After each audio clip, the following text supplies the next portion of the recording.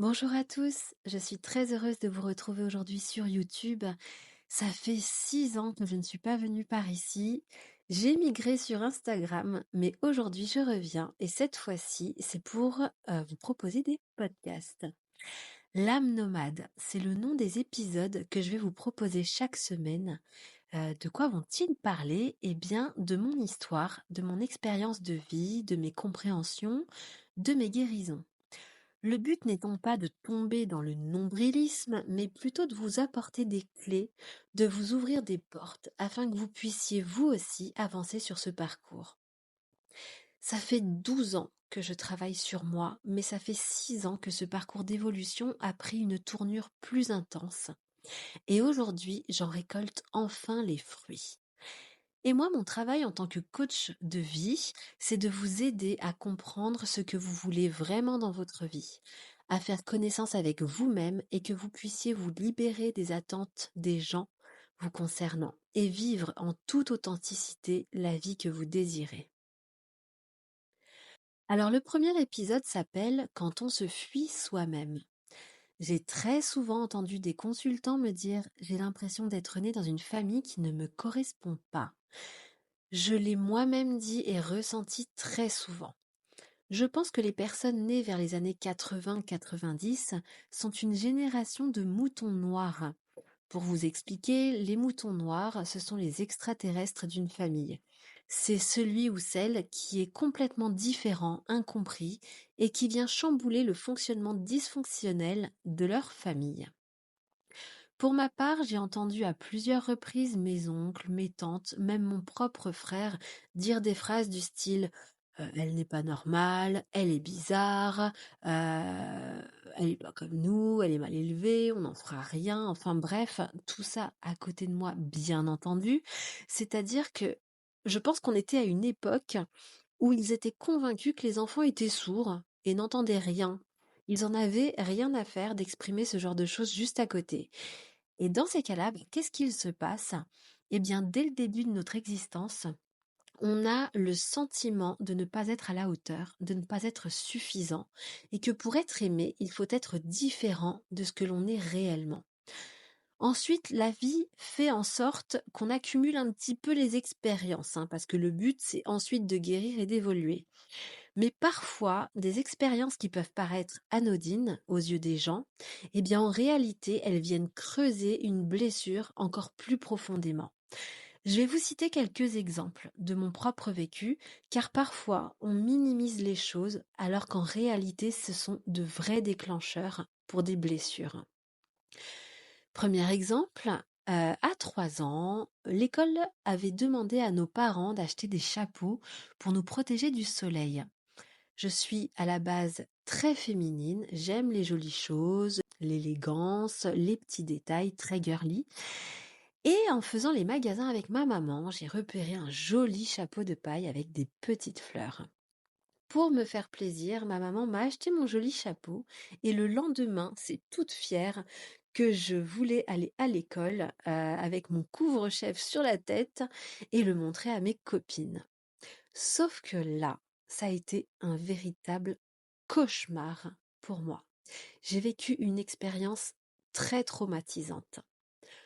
Tout le monde s'est moqué de mon chapeau. Je me suis sentie humiliée. Et le pire, c'est qu'on me l'a arraché de la tête et on me l'a détruit sous mes yeux. Ça a été d'une violence inouïe. Vous n'imaginez même pas à quel point. Et en plus, j'ai senti mon énergie féminine bafouée.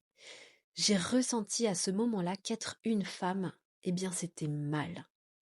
Quand on est sur ce chemin de guérison, parfois, pouvoir parler à ses parents de ce genre de souvenirs, c'est une chance, c'est une aide précieuse.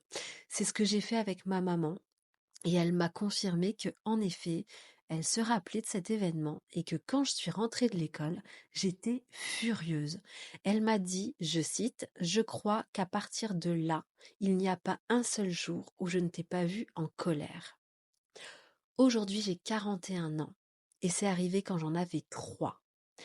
Je suis seulement en train de comprendre et d'apaiser ma colère. Autre événement, À 6 ans cette fois-ci, notre institutrice, oui, oui, j'ai vécu pas mal de traumatismes à l'école, pour la fin d'année, nous a offert à chacun un livre Monsieur Madame, en fonction de la façon dont elle nous percevait. Et moi, j'ai reçu le livre Madame Beauté. Alors au premier abord, bah, j'étais plutôt flattée, j'ai envie de vous dire, vous pensez bien, hein, jusqu'à ce que je lise l'histoire et que je me rende compte qu'il s'agissait d'une femme égocentrique et prétentieuse qui se prenait une bonne leçon pour la faire redescendre de son piédestal. Ces expériences peuvent paraître bénignes, mais en réalité, ça m'a traumatisée. Ça m'a forcée à me fondre dans la masse pour espérer être aimée, pour ce que je n'étais pas, certes, mais ce n'était pas grave. Moi, tout ce que je voulais, c'était me sentir aimée de l'extérieur. Alors ensuite, je me suis mise à porter des masques. La bagarreuse et le garçon manqué pour plaire à mon père, la blagueuse limite un peu lourde pour me faire des amis, la silencieuse pour une famille qui n'aimait pas qu'un enfant ouvre trop sa bouche. Je me suis perdue. J'ai perdu mon identité et j'ai passé toutes ces années à être une personne que je n'étais pas vraiment. J'aime autant vous dire que c'était une souffrance vraiment très très intense qui a duré jusqu'à il y a 12 ans. J'ai commencé à ouvrir les yeux au moment où je me suis formée au Laoshi. Ma formatrice, qui est une femme tout à fait adorable, m'observait beaucoup. Elle me regardait faire rire la galerie, le clown de service, et elle m'a dit: «Pourquoi tu fais ça?» Je lui ai demandé pourquoi elle me parlait de ça, et elle m'a dit: «Tu amuses tout le monde, pour camoufler quoi au juste?»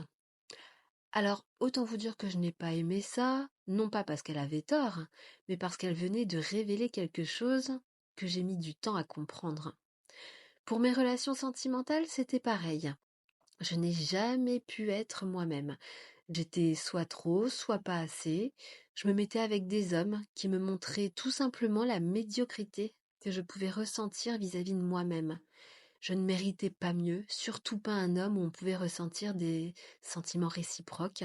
Je fuyais clairement le bonheur. Un jour, une personne que j'aime énormément m'a posé une question toute bête, enfin plusieurs questions. Il m'a demandé: «C'est quoi ton film préféré?» Impossible de répondre. «Ta couleur préférée?» Impossible de répondre. «Ta chanson préférée?» Bah, pas de réponse non plus. J'étais incapable de répondre à des questions aussi basiques, parce que je ne me connaissais plus. J'étais dans un rejet total de moi-même. Maintenant que j'ai compris tout ça, j'ai de la compassion pour moi. Je me pardonne mes erreurs, j'apprécie beaucoup plus de passer du temps avec moi. Et surtout, ma colère est enfin en train de s'apaiser. J'ai passé 38 ans de ma vie en colère. Quel est l'intérêt de se souvenir de tout ça? Eh bien, ça permet de comprendre d'où viennent nos mots, M-A-U-X, de les regarder en face, d'arrêter de les fuir et de les apaiser, de se pardonner, de pardonner à autrui aussi, car le pardon est primordial pour avancer sereinement, non pas pour apaiser lui ou elle, la personne en question, mais surtout pour s'apaiser soi-même, faire la paix avec les événements et accepter ce qu'il s'est passé pour enfin pouvoir tourner la page. Donc voilà, c'était le premier épisode de ce podcast. J'espère que ça vous aura plu. N'hésitez pas à me laisser des commentaires. Pour ceux qui débarquent, n'hésitez pas à vous abonner, à partager aussi ce podcast. Et si vous avez des questions, si vous avez besoin d'aide aussi, eh bien donc sachez que je suis coach de vie, coach en développement personnel certifié et que je suis à même de pouvoir vous accompagner dans cette démarche. Je vous embrasse et je vous dis à la semaine prochaine pour un prochain podcast.